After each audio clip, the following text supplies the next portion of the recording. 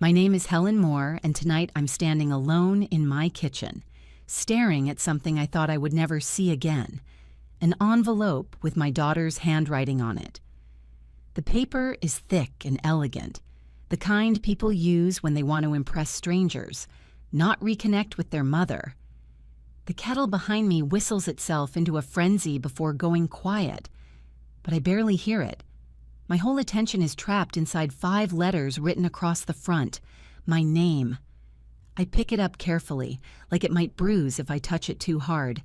For 20 years, neither of my children has spoken to me. Not a call, not a text, not a birthday greeting, nothing but a long, hollow silence that settled into my life so deeply I began planning my days around not hearing from them. I convinced myself that kind of forgetting took effort, that they had to choose it. So why write to me now?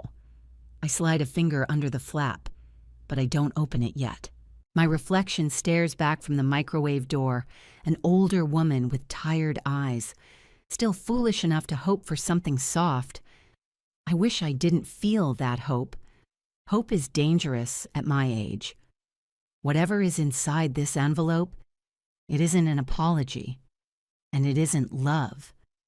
That much I know before I even tear the seal. Still, my hands move. I open it.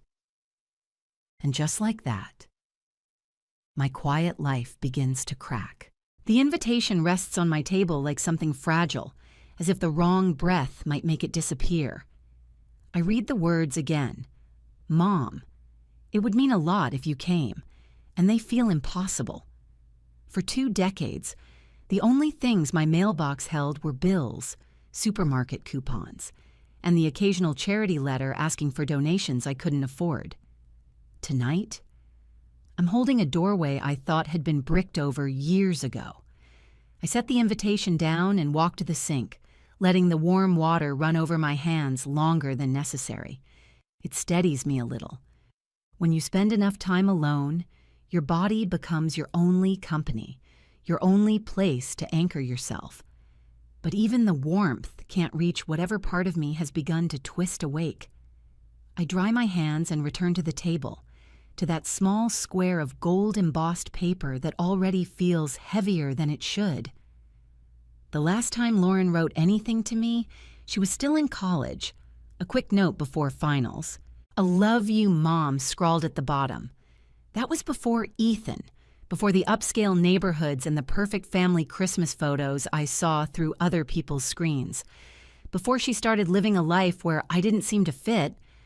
I should have seen the distance forming. But love makes you blind in practical ways. You excuse small silences. You rationalize missed calls.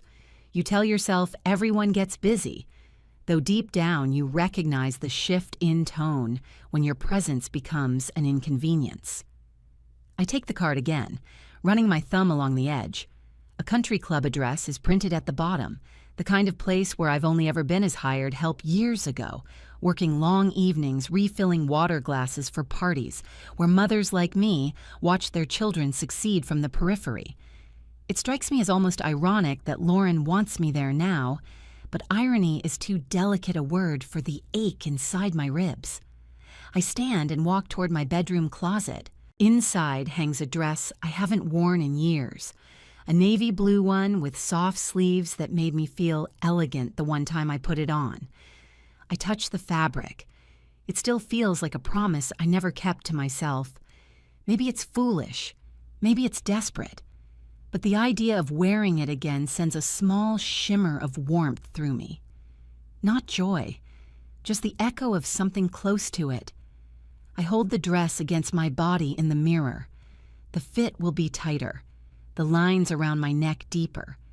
The woman staring back looks older than she feels on good days, but she also looks like someone who deserves at least one night where her name is spoken without tension.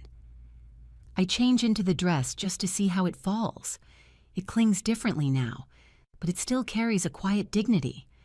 For a moment, I'm startled by how emotion rises, not from vanity, but from the sudden possibility that my daughter, after all these years, might finally want me beside her again. I hate how quickly that hope blooms. Hope is a dangerous seed. It sprouts in the cracks where you swore nothing could grow anymore. When I step out of the dress, I fold it carefully across my bed. I'm aware of how deliberate my movements are, how ritualistic, as if part of me is afraid the universe will change its mind if I rush. I walk back to the kitchen and sit down again. The room feels smaller than before. I can hear my heartbeat in my ears, steady but uncertain. I let myself think of the last real conversation I had with Lauren. She had called to say she was moving in with Ethan. I remember congratulating her, telling her I was happy she'd found someone who treated her well. She'd thanked me politely, and then, with a hint of discomfort, she'd said she might not be around much once her new job started. I assumed she meant for a few weeks. I could never have imagined she meant forever. A little later, I thought of Daniel, my son, always quick with his opinions, always certain of his future. The last time he visited me, he was still in law school, still close enough that we could eat dinner together without feeling like strangers. He'd argued about politics, about the state of the world, about anything really.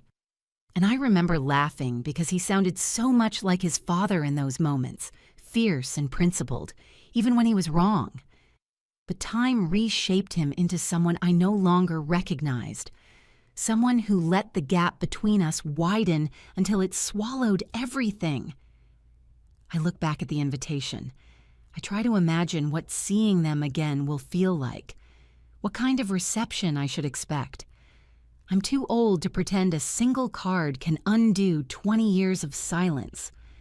Still, there's something undeniable about the way my chest tightens at the thought of standing near them again, hearing them say, "Mom," without hesitation. The kettle clicks softly as it cools, and I pour myself a cup of tea, letting the steam rise around my face. I sit there a long time, holding the cup, absorbing its warmth. Something in me, some old instinct I thought had died, whispers that maybe Lauren does want me there. Maybe this invitation is a beginning rather than a transaction. I know better than to believe that completely, but I also know I'm going to the party. As the tea cools in my hands, I fold the invitation and slip it into my purse. Tomorrow, I'll pull out my dress again. Tomorrow, I'll decide on shoes, on earrings, on how to gather my hair so the gray looks intentional rather than forgotten. But tonight, I allow myself the smallest flicker of hope. The evening of the party arrives colder than I expected, the kind of cold that settles into your sleeves no matter how tightly you pull them closed.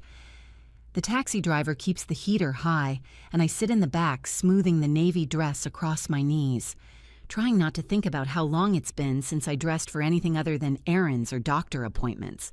As we approach the country club, golden lights spill across the driveway, bouncing off polished cars and winter shrubs trimmed into perfect shapes. It's the kind of place where people come to be seen, not remembered. When the taxi stops, a valet opens my door with professional politeness. I step out slowly, trying to gather myself before walking into a world that once felt unreachable.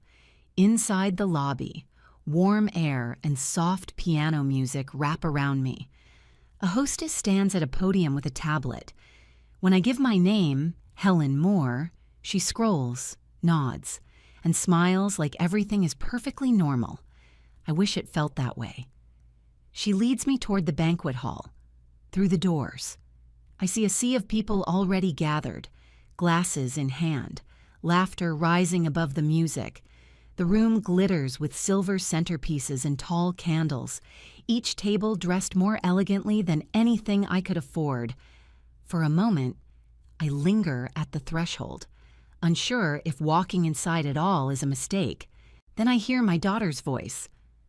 Lauren stands near the front, wearing a deep emerald dress that flatters her in a way I've never seen. Her hair is styled, her smile bright and camera-ready. When her eyes land on me, They widen just a little. Surprise, not joy, but she crosses the room with enough grace that most people wouldn't notice the hesitation. "Mom," she says, kissing my cheek lightly. "I'm glad you came." Her voice is warm but distant, like she's speaking through glass. Before I can respond, someone calls her name from across the room, and she excuses herself with a hand on my arm that lingers only a second. I watch her disappear into a group of friends who look more familiar to her than I do. A server approaches and offers me a flute of champagne. I accept it, mostly to have something to hold. My seat is not at the family table, but at a smaller one near the wall, beside two people I don't recognize. They smile politely, the way you smile at a stranger boarding the same train. I sit quietly, sipping champagne that tastes sharper than I expected. From my seat, I can see the main table clearly, Lauren and Ethan at the center, their children lined up neatly beside them. The kids laugh and whisper to one another, unaware of me entirely. They don't look intentionally rude, they look uninformed, as if no one has ever told them their grandmother exists.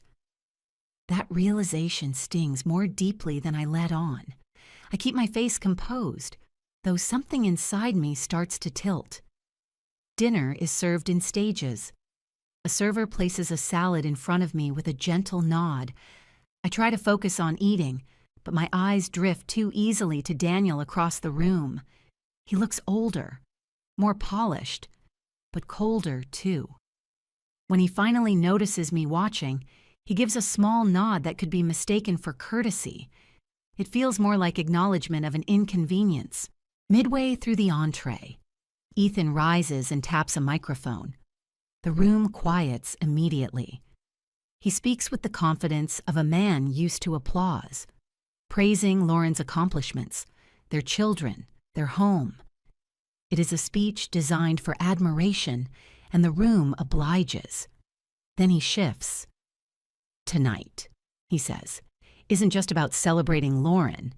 It's about celebrating family and the legacy we're building together."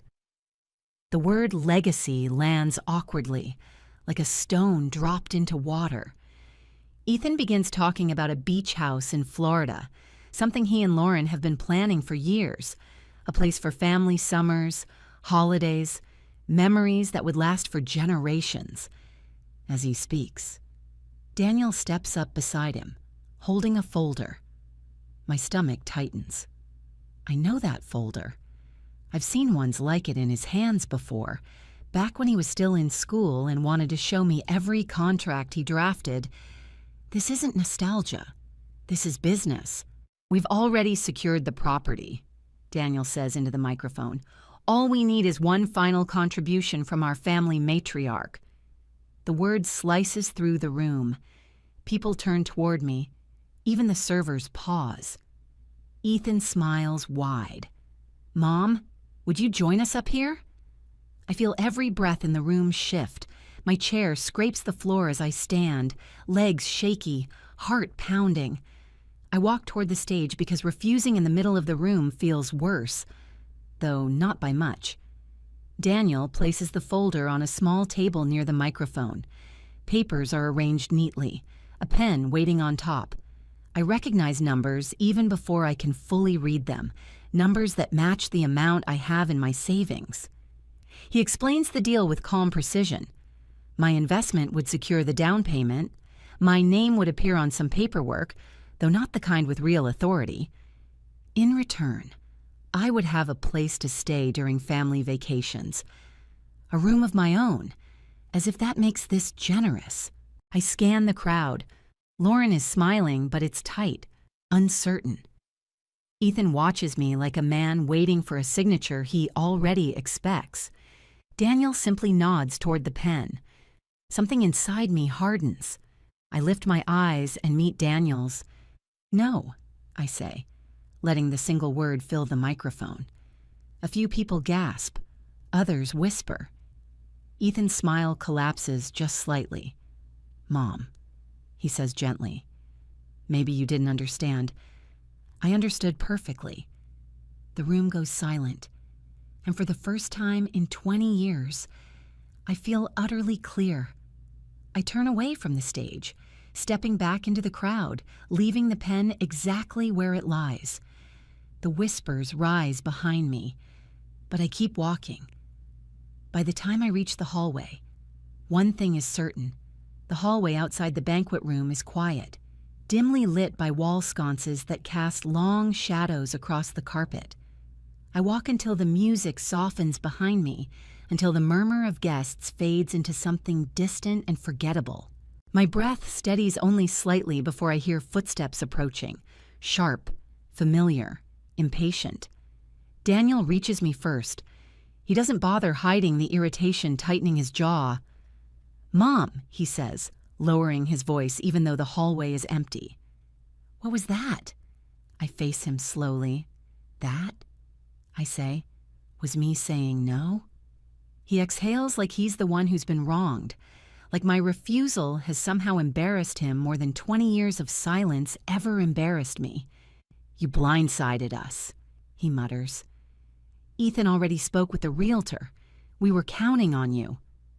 The words settle over me with a heaviness that stings, not because they hurt, but because they confirm a truth I'd been trying not to acknowledge. They didn't invite me out of longing or love. They invited me because I was a missing piece on a spreadsheet.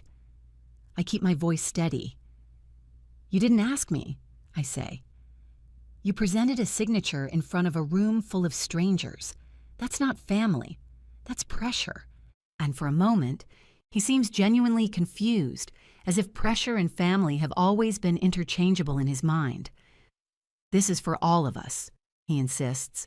"A family retreat, a long-term investment. You'll have a place there too." "I have a place," I tell him softly, "just not in that house, and clearly not in yours." He looks away, blinking quickly. Not with emotion, just calculation, the kind he's trained to make in courtrooms.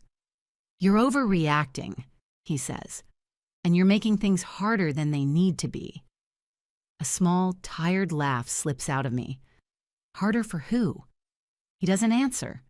Instead, he straightens his jacket, steps back, and finally says, "If you won't help us, then don't expect to be part of anything moving forward." The words should break something inside me, but nothing breaks, nothing bends. I simply feel something click into place, something I didn't know I was ready to feel. "Daniel," I say gently, "I haven't been part of anything for a very long time." His expression shifts, as if he wasn't prepared for honesty, stripped of anger. Before he can form a reply, a group of guests enters the hallway, chattering loudly. He takes it as his chance to leave, mumbling, "We'll talk later," though we both know we won't. I step outside into the cold night. The air hits my face with a clarity that feels almost medicinal. I pull my coat tighter and walk toward the taxi stand. The valet signals a driver, and soon I'm seated in the back of another warm cab, the glow of the country club shrinking in the rear window. As we merge onto the main road, I finally let my shoulders drop. The silence inside the car feels different from the silence I've lived with for years, not heavy or accusing, just available, like an empty room that could hold something new. I think about the dinner, the speeches, the sea of unfamiliar faces.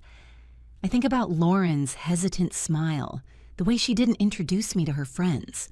I think about the children who never looked my way, not because they were cruel, but because they didn't know I existed. I think about Daniel's voice behind the microphone, smooth and confident, asking for my life savings as if it were a natural extension of sonship.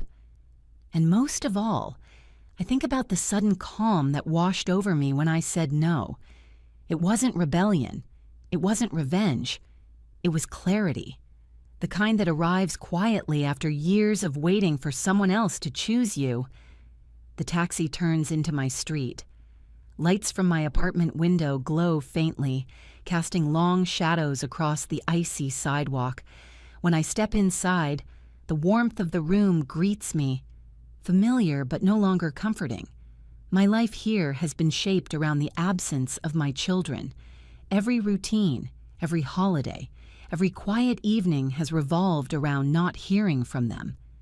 Tonight makes something unmistakably clear. I don't want to shape the rest of my years around that same emptiness. I hang my coat, turn on the small lamp by the window, and sit at my kitchen table, the same place where I opened the invitation. The card still sits there, its gold lettering catching the light. For the first time, I see it for what it truly is, not a bridge, but a transaction. I open my laptop and stare at the blank screen. My hands hover above the keyboard before I finally begin typing words I never imagined I'd write. Request for legal consultation, estate planning, name change. Each keystroke feels like a door unlocking. When I hit send, a quiet resolve settles over me. I'm not running away. I'm choosing myself. Something I should have done long before 20 years turned into a lifetime.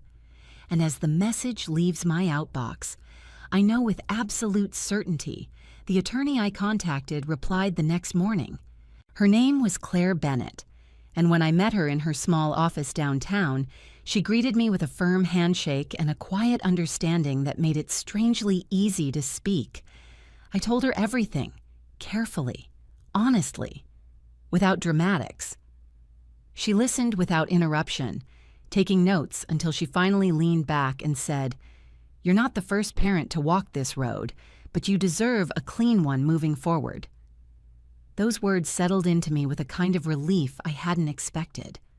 We updated my will, removed Lauren and Daniel entirely, and arranged for the rest of my modest estate to go to charities that would never forget the people they helped. Then Claire walked me through the process of legally changing my name.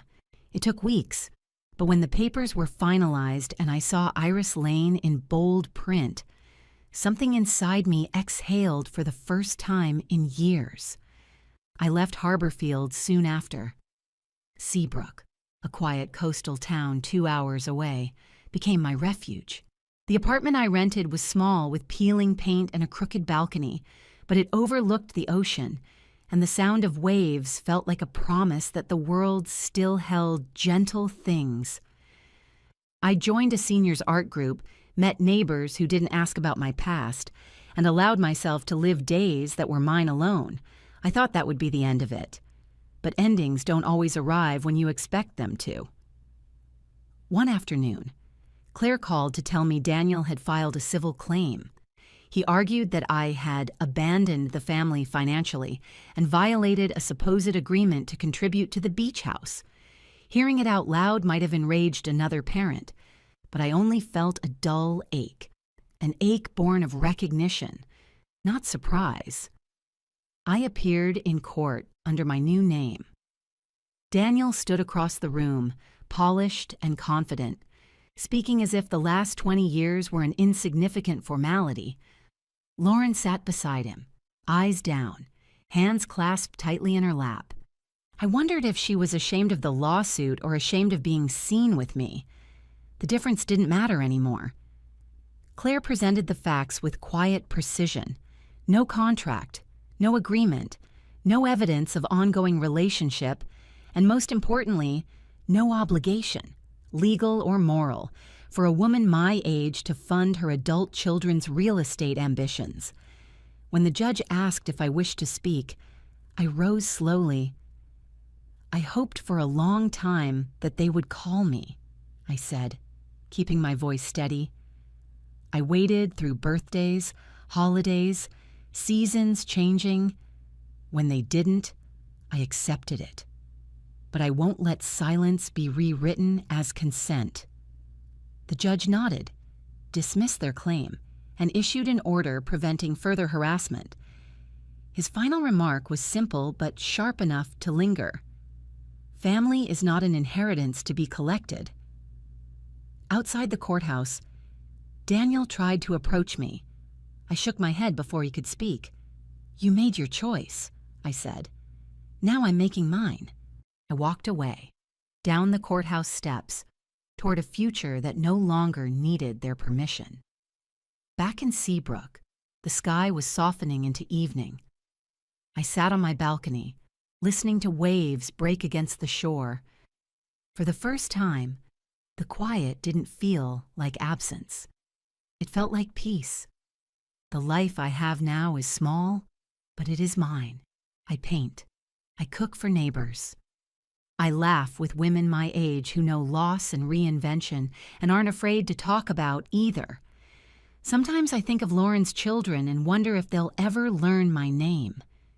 If they do, I hope they hear it the same way I do now, with dignity, with distance, and without regret. I did not disappear. I simply walked back into my own life,